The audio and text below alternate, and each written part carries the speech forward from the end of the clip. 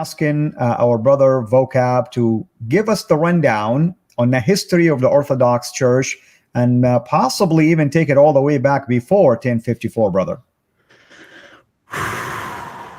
Tall order. Now, I've got a friend, Fadi, who goes by Dr. Bob, and he is the best person to interview on this. But I just got off the phone with him, and he's on the East Coast, and he can't be everywhere. We just got done talking about this. And so, yeah, why don't you bring Dr. Bob next time? Here am I, Dr. Bob, the second best. I'm just kidding. No, historically, I've done a good amount of stuff, you and I, on Islam and some stuff with urban apologetic issues. One time we did a show on Nation of Islam, obviously Hebrew Israelites, Hebrew Israelism. But there's been a little bit of stuff I've done recently in regards to Eastern Orthodoxy. Now, anytime a person gets into Eastern Orthodoxy and looks at it, Fadi, they have to recognize that they're a student and there's a whole lot to learn. I think that's a healthy attitude with so many things, even with Islam. You have all these schools of jurisprudence, so many things to learn about. But I also think it's fair to say, here's my provisional assessment for now. Let's have a discussion about it and go from there, from an apologetics vantage point. And so I've been doing that with the Eastern Orthodox. And here's how it kind of happened. Basically, there's a surge. There's a surge of people who would identify as former evangelicals or former Protestants, mainly younger men, who through the internet and different things like that are turning to various versions of Eastern Orthodoxy that they believe kind of basically have the answers that their evangelical experience never had. And some people may say, well, what's the big deal about that?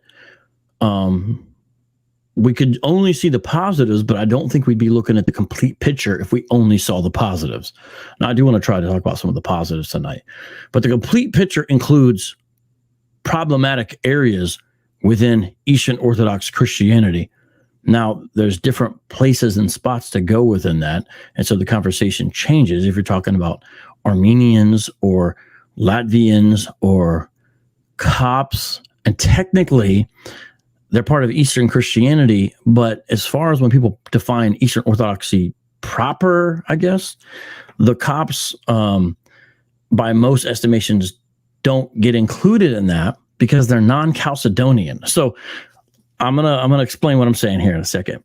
When we say Eastern Orthodoxy, sometimes abbreviated EO, most people are referring to 14 to 16, it depends how you count these, autocephalous bodies.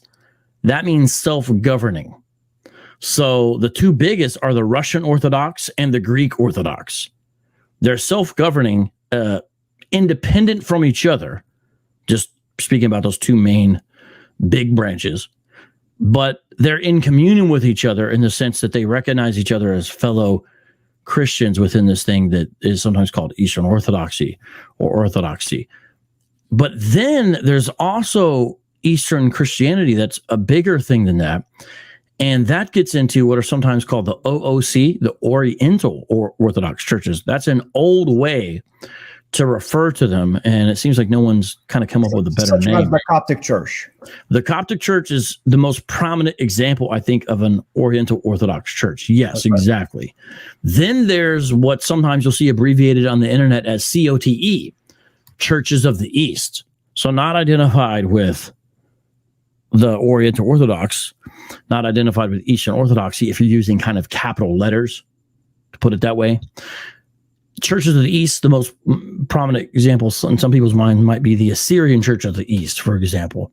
And so they're not, those other two groups aren't included in the 1416 because, for example, the Eastern Orthodox folks would see them as maybe potential theological allies, or are in some ways, but there's problems of intercommunion with them. Interfellowship is what I mean by that. I don't necessarily, I'm not referring to the Eucharist, although that is included. That's a very important discussion for them. When people were talking about this, they say, hey, the problem is those groups didn't sign on to Chalcedon.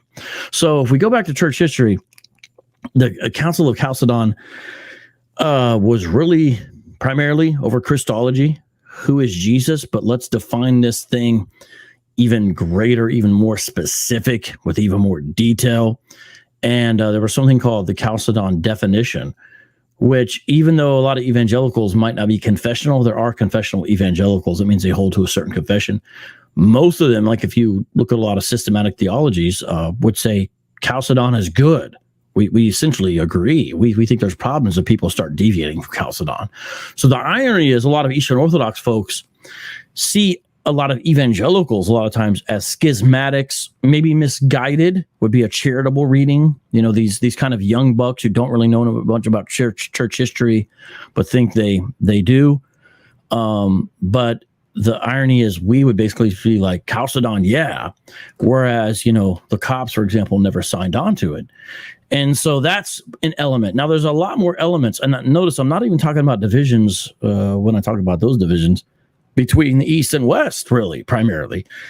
That becomes different. That's what you referred to earlier, 1054, the Great Schism, as it's called.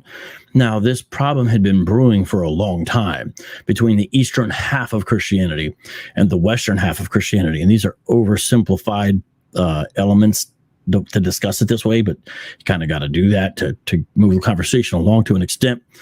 But in 1054, basically, Pope excommunicates the East, and the East returns the favor, type of thing, right?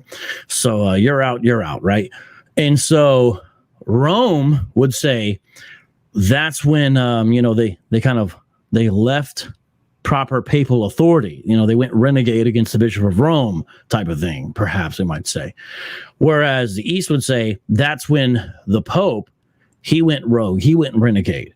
Because the East does recognize what they call the Holy See of Rome.